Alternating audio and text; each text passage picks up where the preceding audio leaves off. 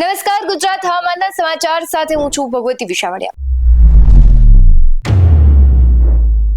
ગુજરાતમાં ફરી એક વખત વરસાદનો ધમાકેદાર રાઉન્ડ જોવા મળી રહ્યો છે. ગઈકાલે રાજ્યના મોટા ભાગના વિસ્તારમાં મેઘરાજાની મહેર જોવા મળી હતી.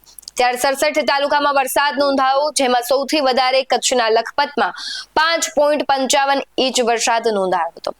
સ્ટેટ ઇમરજન્સી ઓપરેશન સેન્ટર ગાંધીનગરના આંકડાની વાત કરીએ તો રાજ્યમાં ગઈકાલે સવારના 6 વાગ્યાથી રાતના 8 વાગ્યા સુધીમાં 67 તાલુકામાં વરસાદ નોંધાયો. 18 તાલુકામાં 1 ઇંચથી વધારે વરસાદ જોવા મળ્યો, જેમાં લખપતમાં 5.55 ઇંચ, ભાભરમાં 5.8 ઇંચ, રાપરમાં 4.76 ઇંચ, ભચાઉમાં 4.13 ઇંચ, નખત્રાણામાં 3.86 ઇંચ, ગાંધીધામમાં 3.74 ઇંચ, ભુજમાં 3.39 ઇંચ જેટલો વરસાદ નોંધાયો છે. આ સિવાય અન્ય 57 તાલુકામાં 1 થી લઈને 56 મીમી સુધી વરસાદ નોંધાયો છે. ત્યારે હવામાન વિભાગ દ્વારા આગામી દિવસોમાં પણ કેવો વરસાદ રહેશે તેની આગાહી કરાઈ છે.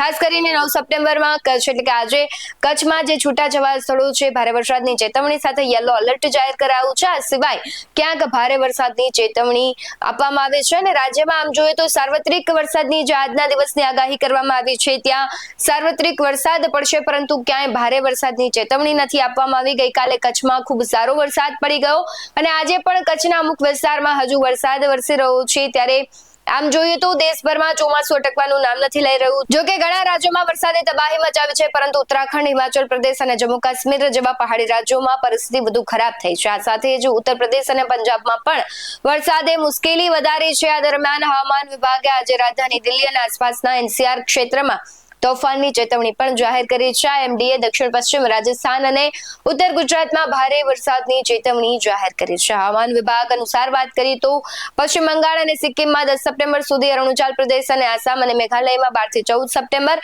અને નાગાલેન્ડ, મણિપુરમાં 11 થી 12 સપ્ટેમ્બર સુધી ભારે વરસાદની સંભાવના છે. તો ઓડિશામાં 11 અને 12 સપ્ટેમ્બરે અતિ ભારે વરસાદ પડી શકે છે. જે પ્રમાણે રાજ્યની વાત કરીએ તો રાજ્યમાં પણ ઓગસ્ટના અંતમાં છે વરસાદે વિરામ લીધો હતો, પરંતુ સપ્ટેમ્બરની શરૂઆતમાં ફરી એક વખત મેઘરાજાએ તેનું રૌદ્ર સ્વરૂપ બતાવ્યું છે અને ઘણા એવા વિસ્તારો છે કે જ્યાં નીચાણવાળા વિસ્તારો હતા ત્યાં પાણી ભરાયા છે. જે મોટા મોટા ડેમો છે તે પણ એલર્ટ પર મૂડ પર છે અને ઘણા એવા છે કે જે છલકાઈ ગયા છે. નદી નાળાઓ છે તેમાં પણ જળ છે પૂરતા પ્રમાણમાં આવી ગયું છે અને હવામાન વિભાગની આગાહી મુજબ હવે આગામી દિવસોમાં પણ હજુ વરસાદી માહોલ રહેવાનો છે. ત્યારે આગામી 6 દિવસ સુધી સામાન્યથી મધ્યમ વરસાદની આગાહી કરાઈ છે. ત્યારે 14 સપ્ટેમ્બર સુધી વરસાદી માહોલ રહેશે તેવી શક્યતા વ્યક્ત કરવામાં આવી છે. તો આજે સૌરાષ્ટ્ર અને કચ્છના વિસ્તારો છે ત્યાં વરસાદ પડવાની શક્યતાઓ છે.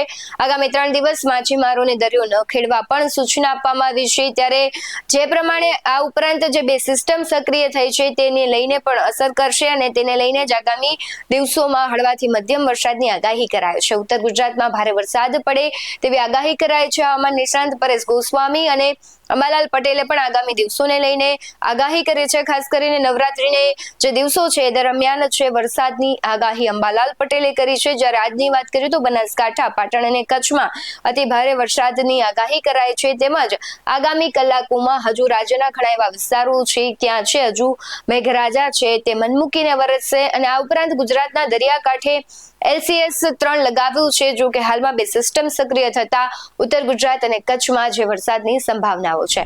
જો તમારા વિસ્તારમાં પણ ભારે વરસાદ વરસી રહ્યો છે તો એ વિડીયો તમે અમને અમારા WhatsApp નંબર પર મોકલી શકો છો. આવા જ વધુ અહેવાલો સાથે ફરી મળતા રહીશું. તમે અમારી YouTube ચેનલને સબસ્ક્રાઇબ કરવાનું, અમને Facebook અને Instagram પર ફોલો કરવાનું ભૂલશો નહીં. બાકી અવનવી અપડેટ્સ મેળવવા માટે જોતા રહો BS9 TV ન્યૂઝ. નમસ્કાર.